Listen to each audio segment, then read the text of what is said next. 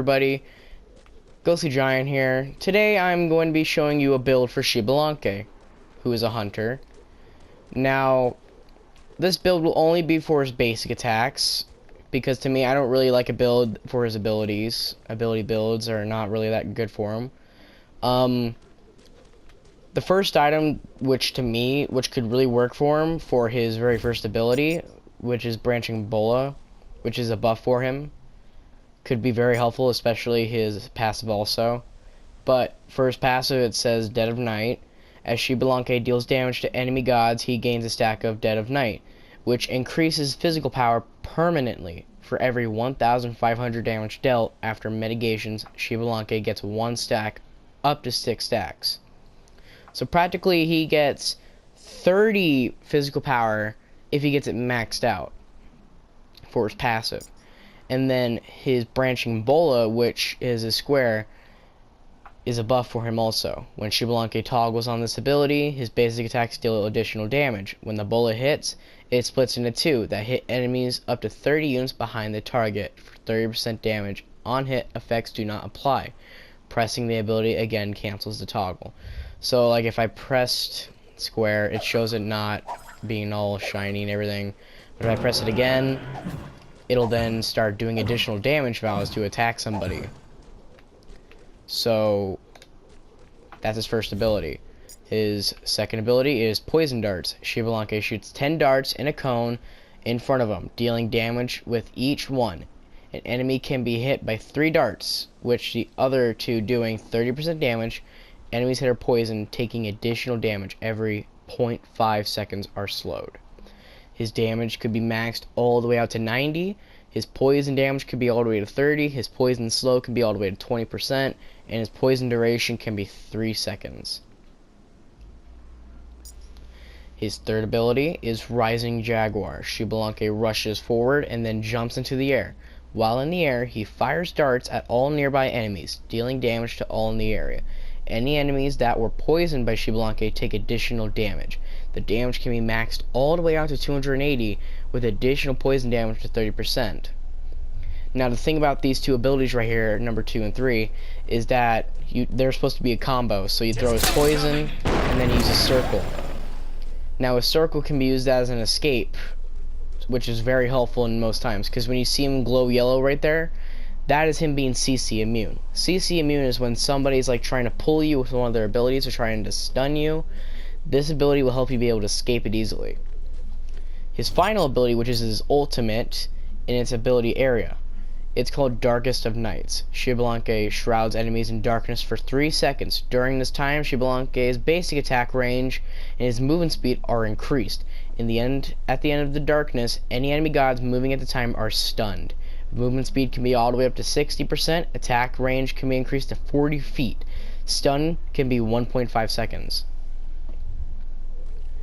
Now, since we know what abilities he has, the build that I was able to make out from this is the first item you should be building is Transcendence, because it'll give you more mana, some more physical power, cooldown reduction, and also some physical power, which could be helpful in the beginning of the game. Your next ability your next item I think you should guys get is then some lifesteal, and to me it works out for many other hunters. Devourer's Gauntlet. More physical power, more lifesteal. It could also help a lot with just getting your health back from minions, so that's also a good item to get next. Your third item, you finally need your boots for you to have movement speed, so I would get Ninja Tabi for your attack speed, more mana, physical power, and movement speed and everything. So once you get that, then we can start actually building some damage, or as I could say, quicker attack speed again. So then I would get Audius's Bow, only 40% attack speed. It's very helpful against shredding minion waves, and you're still going to be around the time where you're doing team fights now, or probably not. So then you should start building true damage. So now we go down to crit. First critical item I like to get all the time is Deathbringer. 25% critical strike, 40% magical power, 40% physical power, which is very just damn helpful. Your final item you should be getting is another crit item for more damage, is Wind Demon. Wind Demon, 30 physical power, attack speed, and critical strike chance. The thing that I like about this is that Once you hit somebody with a crit, your attack speed is boosted by 20% for 5 seconds. But if you keep constantly getting your crit up, it'll just constantly keep giving you attack speed, which is very great for him. So once you get that item, the 2 relics that I highly prefer you get is 1 meditation to help your guardian, and then 2 could be horrific emblem, or if you need purification. To me, what I mostly like to do is belt of frenzy. It's a fun item to use, especially when you're going against groups. So once you have the build done, we should go test it out right now. So we tested it out on the Odin right now. We can do up to 701 crit damage, which is a lot. Now, what about our poison darts? It does 44 fucking poison damage, and that's 3 seconds, so you do about 180 damage, or 120 something damage actually, which is a pretty good amount. So poison and circle. Now we do 180 damage, and then it added 3 more 44 poisons. So that's about, probably with our X and our circle and the poison combined, that's about maybe 500 or 600 damage. Now we're going to go to an NPC, which is a mage, raw, and we're going to attack him. Let's see how quickly we can kill him. And what do you know? Now without our X, we can only just do that much damage. But if we add in our square again, we can just have more crit, like that. Let's try our X and circle on him.